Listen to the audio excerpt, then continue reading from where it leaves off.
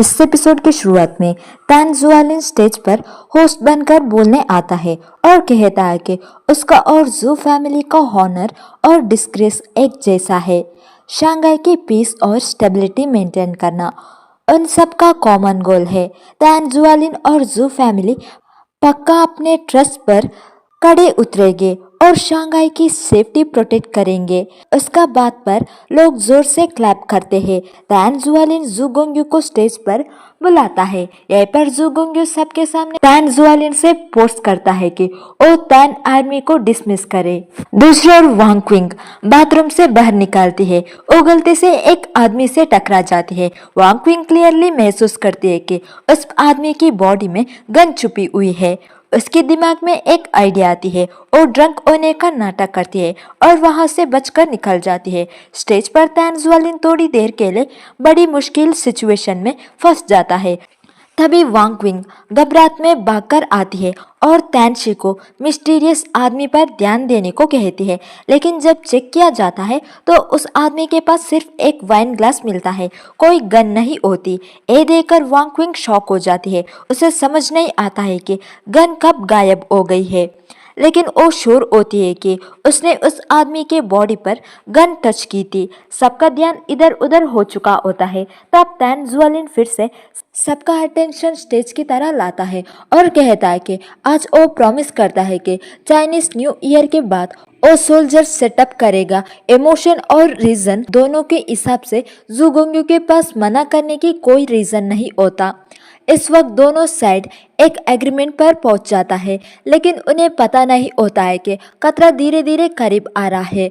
वांग Qing काफी देर तक सोचती रहती है।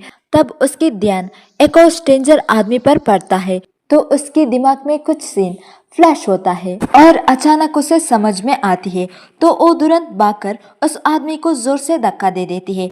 उसी वक्त स्टेज पर तान जुआलिन भी इस एबनॉर्मल सिचुएशन को नोटिस कर लेता है। जैसे ही वो आदमी अपने गन निकालता है, तान जुआलिन तुरंत जू गोंग्यू को सेव करने उसे धक्का देकर जमीन पर गिरा देता है। अनफॉर्चुनेटली वांग क्विंग को एक आदमी होस्टेज बना लेता है। इवेंट हॉल के बाहर एक आदमी होता है।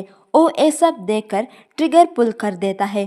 जू गोंग्यू और तान जुआलिन पर बुलेट तेजी से विंडो को तोड़कर सीधा स्टेज की तरह जाती है। तान जुआलिन के आइस और एंड्स दोनों बहुत फास्ट होते हैं और वो फिर से जू गोंग्यू को साइड में पुश कर देता है, जिसकी वजह से गोलियां उनके कानों के पास से सीटी मारते हुए निकल जाती है और उनके पीछे गन स्मोक फैल जाता है। दूसरी ओर सु ओंगचेन और फाई सोजुन हर कोने को केयरफुली चेक करते हैं और आखिरकार वो दोनों उस शूट करने वालों को ढूंढ के निकालते हैं।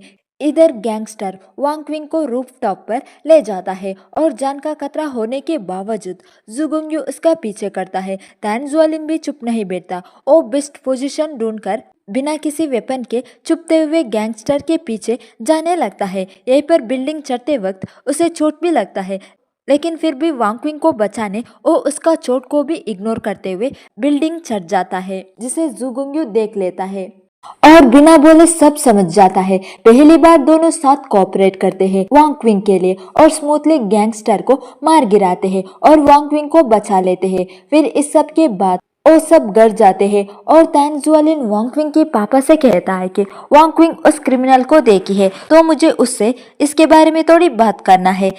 तो पापा वांग क्विंग को तान जुआलिन के पास छोड़कर जाते हैं। बाद में तान जुआलिन वांग क्विंग की मजाक करता है तो वांग क्विंग गुस्से और हंसी दोनों में उसका सीने पर एक थप्पड़ मार देती है। अनएक्सपेक्टेडली तान जुआलिन दर्द भरी आवाज में हिस बोलता है तो वो वांग क्विंग से उसका चोट को छुपाने कहता है कि वो सीरियस कंडीशन में नहीं है। वांग क्विंग को तसल्ली नहीं होती है, इसलिए वो उसका कपड़े फाड़ देती है जहाँ खून जमा चुका होता है। वांग क्विंग ये देखकर बर्दाश्त नहीं कर पाती और खुद आगे बढ़कर उसे मेडिसिन लगाती है। तान जुआलिन इतना खुश होता है कि तानशी तुरंत वहां से हट जाता है। वांग क्विंग तान जुआलिन के सीने पर पड़े हुए पुराने स्कार्स को देखकर शॉक हो जाती है। तान जुआलिन स्कैर की कहानी बिल्कुल नॉर्मल टोन में सुनाता है, जैसे कोई जोक हो, लेकिन वांग क्विंग की नजर में वो बस जबरदस्ती मुस्कुराहट लग रहा था और वो जल्दी से उसकी जख्म पर बैंडेज बांध लेती है।